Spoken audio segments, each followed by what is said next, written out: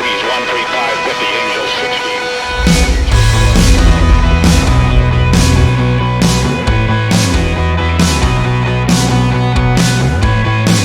Sebuah serangan rudal yang dilakukan Ukraina pada Kamis 24 Maret 2022 di Pelabuhan Berdiang setelah mengakibatkan satu kapal pendarat proyek 1171 kelas Tapir milik Rusia tenggelam. Rudal Totska Ukraina disebut bertanggung jawab atas serangan tersebut. Citra satelit menunjukkan landing ship tanks atau LST yang oleh NATO disebut sebagai kelas Alligator itu berada di bawah air di sisi dermaga. Beberapa bagian kapal terlihat mencuat di atas air. Rekaman video yang diambil segera setelah serangan juga menunjukkan dua kapal pendarat kelas Ropuka bergegas kabur meninggalkan pelabuhan dengan beberapa bagiannya terbakar. Kedua kapal tersebut kini diperkirakan telah kembali ke Sevastopol, rumah bagi armada Laut Hitam Rusia di Crimea. Kelas Alligator merupakan kapal tua dan telah beroperasi sejak tahun 1964. Rusia sudah membangun LST generasi baru yang dikenal sebagai kelas Ivan Green. Sebelum serangan ini diperkirakan ada 3 kelas Alligator masih beroperasi dari 14 yang pernah dibangun. Tetapi Alligator terhitung kapal pendarat yang cukup besar. Kapal ini memiliki bobot penuh hampir 5.000 ton.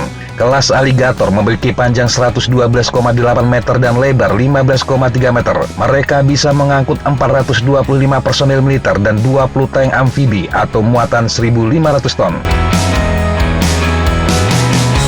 Saat serangan terjadi, kelas Alligator dan 2 kapal lain diperkirakan sedang melakukan misi pasokan untuk pasukan yang sedang bertempur untuk memperebutkan kota Mariupol di Laut Azov. Ini sekaligus menunjukkan Rusia menggunakan pelabuhan di Berdiansk yang mereka rebut dari Ukraina sebagai gudang pasokan. Pelabuhan di Berdiansk akan menjadi resiko yang pasti diperhitungkan oleh Angkatan Laut Rusia. Tetapi ini adalah pilihan terbaik untuk bisa memasok logistik ke Mariupol. Bala bantuan, kendaraan lapis baja, dan persediaan dapat diturunkan di tempat ini. Dan kapal yang dihantam serangan itu tampaknya membawa amunisi dalam jumlah yang cukup besar. Ini menjadikan ledakan terlihat begitu hebat. Meskipun LST secara teoritis dapat melakukan pendaratan lintas pantai, hal ini akan mempersulit pembongkaran. Pelabuhan Berdiansk menyediakan dermaga kuat untuk menurunkan kendaraan dan persediaan menggunakan derek. Selain itu, Laut Azov sangat dangkal dan pelabuhannya adalah salah satu dari sedikit tempat di mana kapal besar dapat mendekati daratan. Tidak mungkin Rusia tidak menempatkan sistem pertahanan udara kuat di wilayah penting ini. Sejumlah laporan menyebutkan Rusia memang berhasil mencegat sebagian besar rudal yang datang. Ukraina juga mengakui banyak rudal mereka yang berhasil diintersep, tetapi cukup beberapa yang lolos untuk bisa membuat kerusakan parah. Rudal Totska juga dikenal tidak memiliki akurasi yang baik. Jadi jika benar rudal tersebut yang digunakan, maka keberhasilan Ukraina ini benar-benar dipayungi keberuntungan. Pertanyaannya, apakah hancurnya satu kapal ini akan mempengaruhi kekuatan Rusia? Akan sangat sulit untuk mencari kesimpulannya. Rusia telah mengumpulkan kapal pendarat untuk perang di Ukraina. Selama fase pembangunan kekuatan, 6 kapal dari Armada Utara dan Baltik berlayar ke Laut Hitam. Sementara Armada Laut Hitam Rusia sendiri dikabarkan memiliki 22 kapal perang. Mereka terdiri dari 15 kombatan permukaan, sementara sebagian besar kapal yang tersisa adalah amfibi berbagai ukuran. Lebih banyak kapal lagi dilaporkan sedang dalam perjalanan dari Armada Pasifik. Tetapi apakah mereka bisa masuk ke Laut Hitam akan sangat tergantung pada izin dari Turki. Beberapa hari setelah Rusia memulai serangan ke Ukraina, Ankara telah melarang kapal perang masuk ke Laut Hitam, kecuali kapal itu memang memiliki home base di wilayah tersebut. Penghancuran LST seperti hanya memblokir satu tempat tidur. Ada beberapa tempat berlabuh lain yang masih bisa digunakan.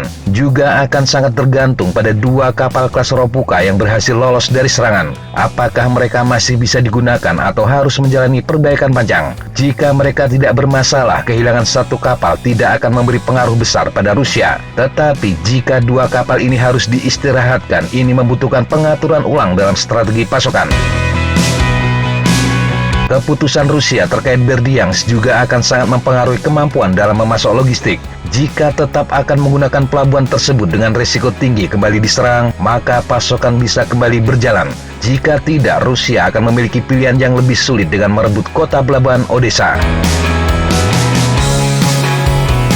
Meski kota ini telah beberapa kali mendapatkan serangan, tetapi sejauh ini belum ada tanda-tanda Rusia akan melakukan serangan amfibi atau darat ke tempat tersebut. Odessa sendiri telah melakukan berbagai persiapan dengan membangun benteng-benteng pertahanan untuk menahan serangan Rusia. Tetapi Rusia sangat membutuhkan pelabuhan untuk bisa mengirim pasokan ke pasukan yang bertempur di garis depan. Apalagi pasokan melalui jalur udara masih tetap tidak bisa dilakukan. Dan Berdyansk tetap menjadi pilihan paling mungkin meski terbukti memiliki resiko tinggi. Demikian sahabat Jejak Tapa informasi yang bisa kita sampaikan untuk kesempatan kali ini. Sampai jumpa di kesempatan yang berbeda. Tetap kunjungi kami di www.jejaktapak.com dan www.flightjournal.com. Tetap semangat dan jaga kesehatan. Salam, fly like an eagle, fight like a falcon.